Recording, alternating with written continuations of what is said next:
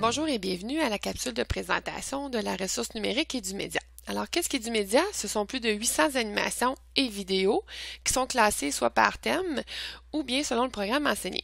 Alors, ce sont des ressources qui sont conçues pour les enseignants, surtout de sciences et technologies, un peu pour les mathématiques et univers social. Alors, tout d'abord, comment accéder à Edumédia? C'est qu'on vous invite d'abord à vous connecter à votre espace portail et voici la page d'accueil qui se présente à tous les enseignants de la commission scolaire. Ensuite, dans l'onglet Pédagogie, vous choisissez Ressources numériques. Et vous retrouverez dans la colonne de gauche l'ensemble des ressources numériques pour lesquelles la commission scolaire est abonnée. Et c'est là que vous pouvez cliquer sur Edumédia et vous retrouverez directement là, sur la page d'accueil d'Edumédia comme abonné de la commission scolaire des Hauts-Cantons. Alors, voici la page d'accueil.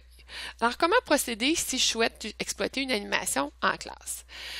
D'abord, sachez que les animations qui sont présentes dans Edumédia sont en fait classées selon 3 catégories. C'est que ça peut être des simulations interactives, ou bien une vidéo, ou enfin un quiz.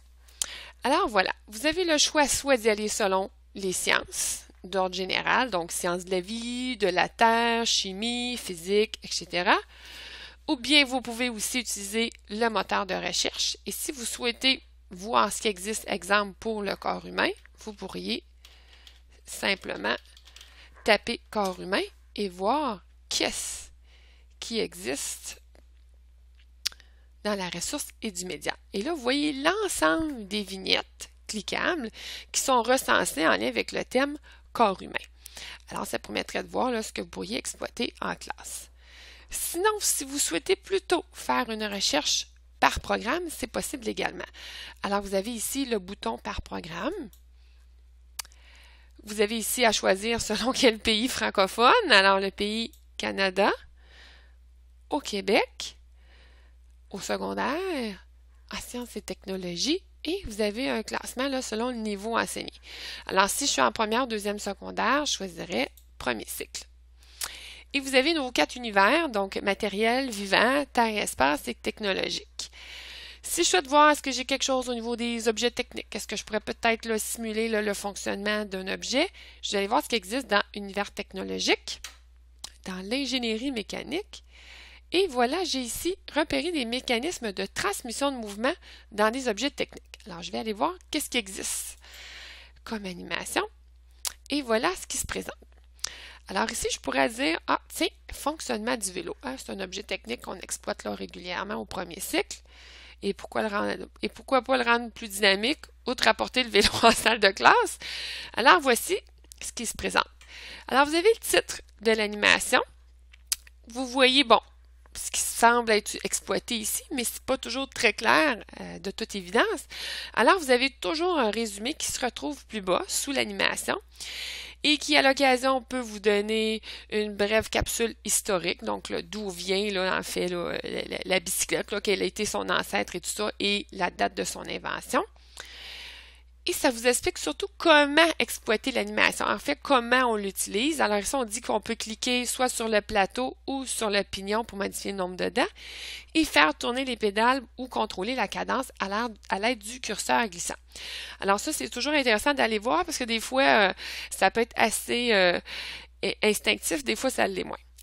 Aussi, vous voyez tous les objectifs d'apprentissage qui sont atteints en utilisant cette simulation-là et les mots-clés à travers la simulation. Alors, ça peut vous permettre là, de voir un aperçu rapide là, quels concepts là, sont touchés à l'intérieur de ça.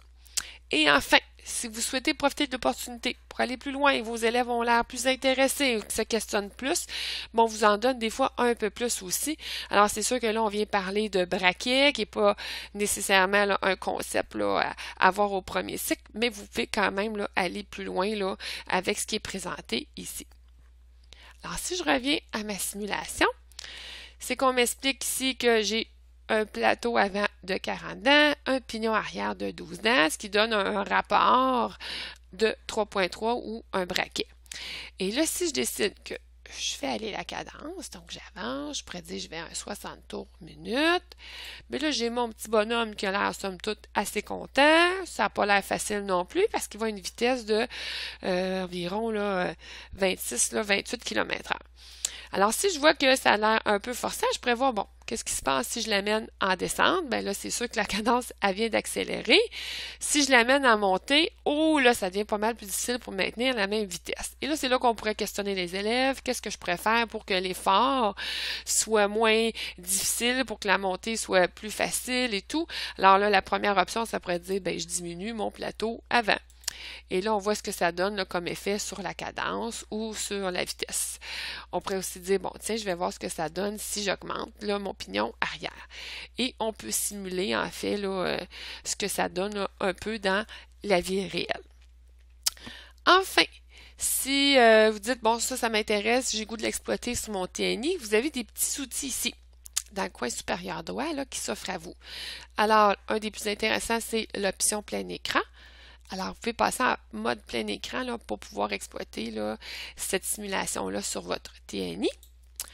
Vous avez également aussi un petit logiciel de capture d'écran qui est intégré à l'intérieur d'Edumedia. Alors, si vous souhaitez intégrer une image à l'intérieur de vos notes de cours, c'est possible. Et enfin, un autre aspect fort intéressant, ce sont les suggestions. Alors, en lien avec la simulation présente, il recense les autres animations qui pourraient être pertinentes en lien avec celle-ci.